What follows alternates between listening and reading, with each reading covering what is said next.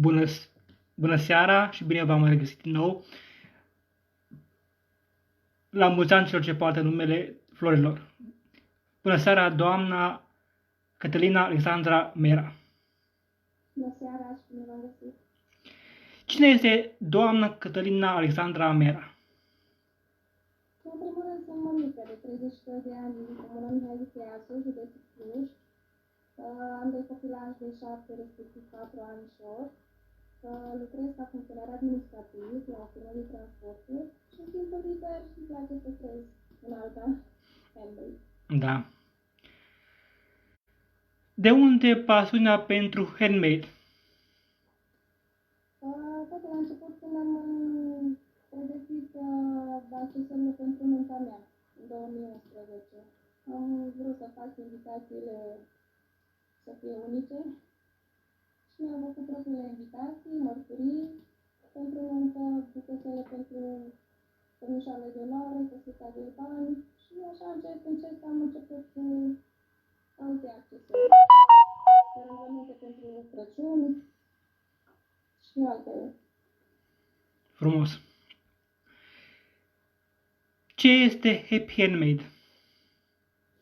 Happy Handmade e o pagină de Facebook pe care am creat-o pentru a arăta și celorlalți din comunitatea Facebook și nu numai ce îmi place mie să fac în timpul liber.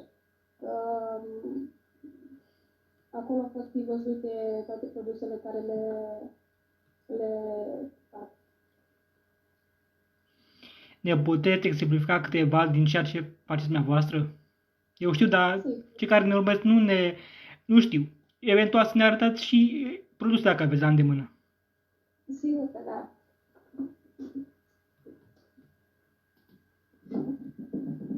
Am așa buchețel de mireasă sau nămașă. Frumos. Este primul și singurul buchețel pe care l-am făcut. Pentru curiozitatea mea și pentru a vedea dacă pot face așa ceva. Acum continuăm. Am așa aranjamente din flori făcute, realizate manual, din satin sau organza, în funcție de ce materiale îmi vin pe moment în inspirație. Fac și așa lucrări, tablouri string art. Asta e un hobby nou descoperit. Am încercat, mi-a plăcut și am continuat. Și cam astea. Pahare pentru nunți, diferite accesorii, invitații, mărturii, pahare pentru nunți, pentru botezuri, lumânări decorate, tot așa, cu flori realizate manual. Da, ceva special pentru Paști? Și pentru Paști, momentan...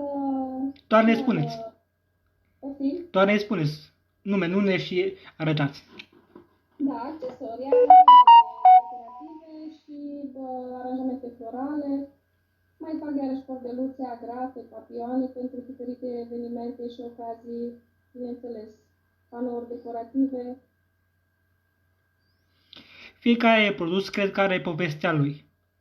Care este povestea cel mai îndrăgit produs al dumneavoastră? Totul a început cu 1 decembrie anul trecut, 2019. Am realizat pentru copii din clasa fetiței de la școală papioane, tricolore și mi-a venit inspirația să fac și un aranjament mai tradițional. Și am făcut așa, din flori din satin, realizate manual, un coșuleț tradițional cu tricolor. Frumos. Și colorită, bineînțeles. Ăsta e preferatul meu produs. Îmi plac și culorile și iubirea față de țară, să zicem așa. Dar fiecare produs are povestea lui. Are o anume inspirație, nu? Da, da. Am momente în care mă inspir de Pinterest sau orice alte pagini de handmade care, bineînțeles, le vedem că suntem în grupuri. Sunt și eu activă pe anumite grupuri de handmade și Mă inspir, dar nu-mi place, de exemplu, să copiez. Îmi place să personalizez. Asta cred eu că e handmade, cel puțin pe partea mea. Asta pot zice că e handmade, să-mi pun amprenta pe ce fac. Tot timpul trebuie să fie ceva diferit la fiecare produs. Chiar dacă mă inspir din natură sau de la școală, dintr-un desen, din orice obiect, trebuie să fie ceva diferit. Cum se nasc produsele Happy Handmade? Tot așa, din nevoia de a face un cadou cuiva drag. De exemplu, am acasă, dau un exemplu, o cutie de mazăre. O spăl, o curăț și automat îi dau viață. Un pic de suflet, un pic de zâmbet și îi dau viață. Deci se poate face handmade din orice lucru care îl avem în casă. Da. Doar trebuie pus puțin suflet. Da. De la borcan, de la cutiuțe, la chiar astăzi a venit fetița și mi-a zis dintr-un pahar de înghețată, mami zice, nu putem să facem ceva frumos din el, punem niște floricele, niște sfoară și să arate bine. Deci orice se poate. Trăiam să gândești puțin. Da. Este cum să faci handmade? Da și nu. Depinde. Tocmai asta ziceam, dacă iei un pahar de care l-ai putea arunca de înghețată și pui un pic de sfoară și 2-3 floricele realizate manual din... Dau un exemplu, poți avea un tricou care vrei să-l arunci. Poți decupa în anumite forme și să faci o floricică, automat tricoul ăla nu mai arunci. Tricoul ăla e folositor la ceva. Deci, cu alte cuvinte, lucrurile frumoase se nasc din lucruri simple. Exact, exact. Sau pot fi lucruri foarte ieftine și să ajungă la un preț foarte mare. De ce nu? Ne puteți spune unde pot vedea ce alte persoane, ce creații dumneavoastră, produsele dumneavoastră? Pe pagina de, de Facebook Handmade, Happy Handmade, și pe pagina mea personală, Mera Cătălina Alexandra, acolo găsesc oamenii toate produsele și pentru fiecare eveniment în parte. Următorul produs la care v-ați gândit, așa nu mai să ne spune, cum ar trebui să arate? Nu toate detaliile. Următorul produs la care vă gândiți. Am în plan un tablou tot string art pentru o domnișoară viitoare dentistă și o să aibă forma unui dinte. Frumos. Deci este următorul lucru. Da.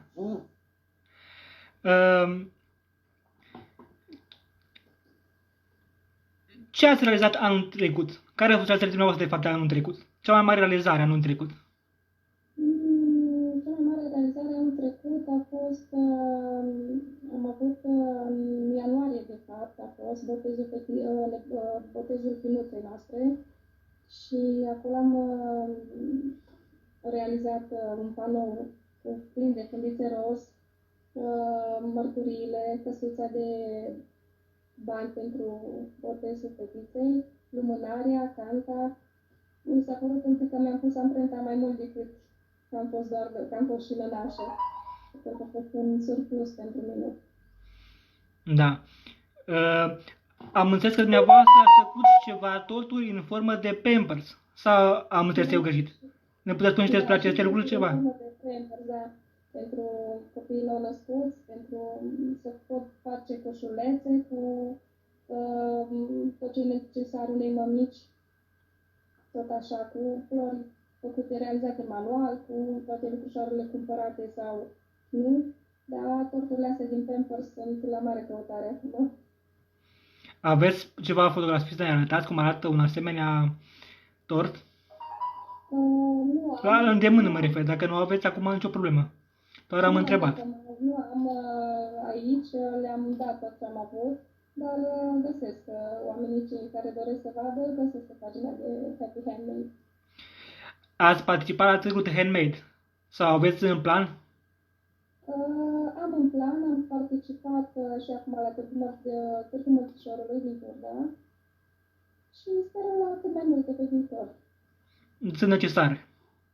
Da, sunt necesare. Mă să vedem ce cu să trecem cu bine de perioada Vom asta. trece. Va fi mai frumos după, pentru că am avut și momente proaste acum. Și de aia vor fi mai frumoase momentele următoare. Eu totuși cred că o să apreciem mai mult ce avem lângă noi. Da, normal.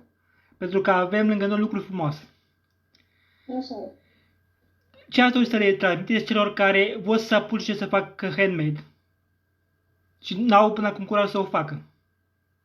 Să îndrăznească, să se inspire din orice, nu un moment de relaxare au nevoie și atunci dacă stau și sunt în jurul lor, întotdeauna găsesc din ce să facă handmade. Dintr-un tricou, dintr-o fustă, dintr-un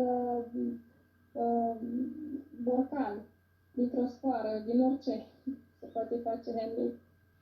Da. Cum vă vin ideile pentru un proiect handmade? Vin în timp? Adăugați tot timpul ceva nou sau pur și simplu vin la un moment dat toate în același moment? Sau acum vine o idee, peste o zi vine altă idee și după aia le înădiți între ele? Da, sunt momente în care aș vrea să fac multe și nu mă pot hotărî pe care dintre ele de care să mă apuc. Acum, momentan, am văzut, m-am inspirat de pe Pinterest, într-adevăr, cu multe modele de string art, tablouri string art, și am continuat câteva tablouri și parcă nu mă pot opri. Deci, cumva, am poftă să fac tablourile astea string art și pe urmă, cine știe. Poate mai trecem și la un alt nivel. Îmi plac provocările și atunci întotdeauna încerc să fac ceva nou, să văd dacă pot, dacă are trecere, dacă mă descurc și dacă mi ies bine. Da, e normal să urmăriți să lucrați tot mai sus cu ceea ce faceți. Exact. Un gând pentru cei care fac handmade, colegii mei de breazlă, cum ar veni? N-am înțeles. Un gând pentru cei care fac handmade. Nu pentru începători, deci pentru artizani, în general. Da, să nu se oprească, să aibă în continuare aceeași răbdare și pasiune pentru ce fac, pentru că nu oricine are răbdarea asta pentru handmade. Totdeauna mi s-a spus, trebuie să ai multă răbdare să faci așa ceva, într-adevăr, și nu oricine are. Și deci să nu se oprească, să continue. Handmade-ul e o afacere sau e o pasiune? În primul rând, pasiune. Afacere, sperăm, cred că cu toți. Încă nu, dar va urma, nu?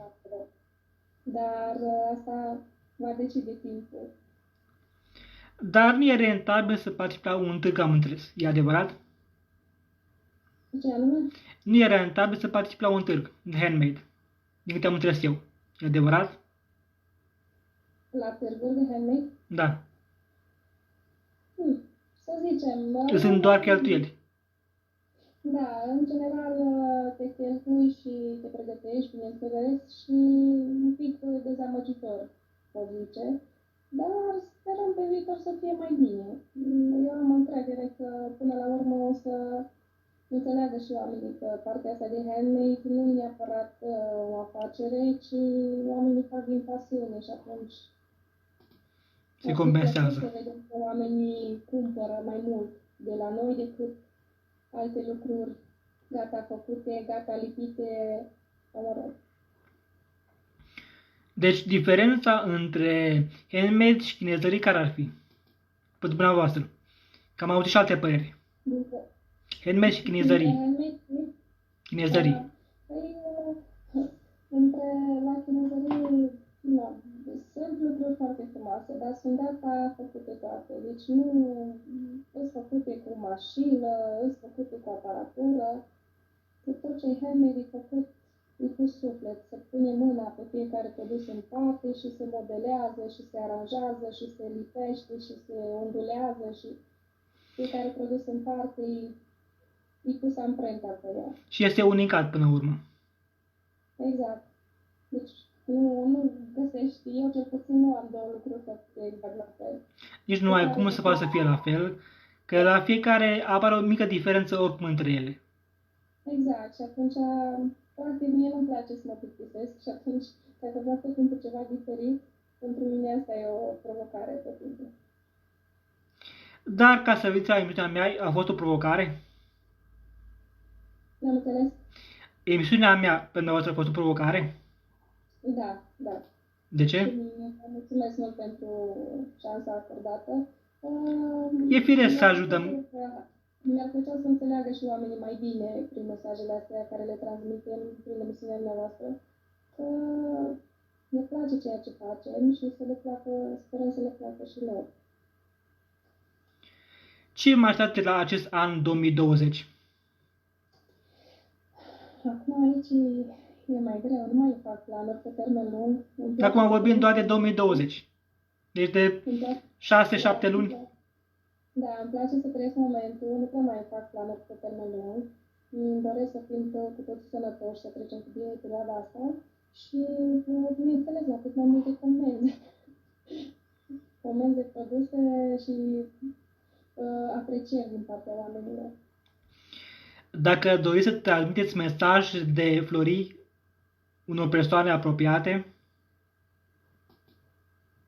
Să transmit mesaje, da, să stea în casă, să fie cuminți, să aștepte să treacă perioada aceasta grea și îi aștept să îmi cumpere produsele.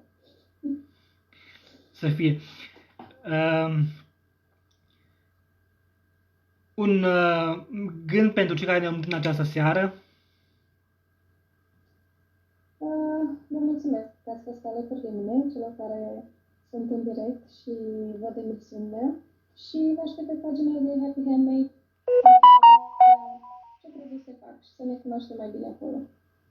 Vă rog frumos să treceți în partea de jos la comentarii de fapt, unde vă găsesc pagina de Facebook, adresa de Facebook, ca să pot contacta oamenii pentru relații sau de fapt, de unde vă pot contacta cumpărătorii pentru produse? Doar pe Facebook?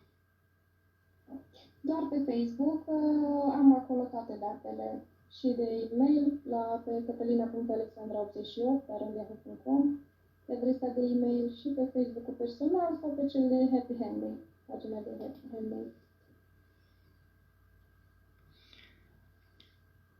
Eu vă mulțumesc frumos că ați fost alături de noi în această seară. Vă doresc să aveți parte de sărbători fericite de Paști și nu numai. Mulțumesc! Și doar împliniri în tot ceea ce faceți. Mulțumesc! Seară frumoasă! Seară frumoasă!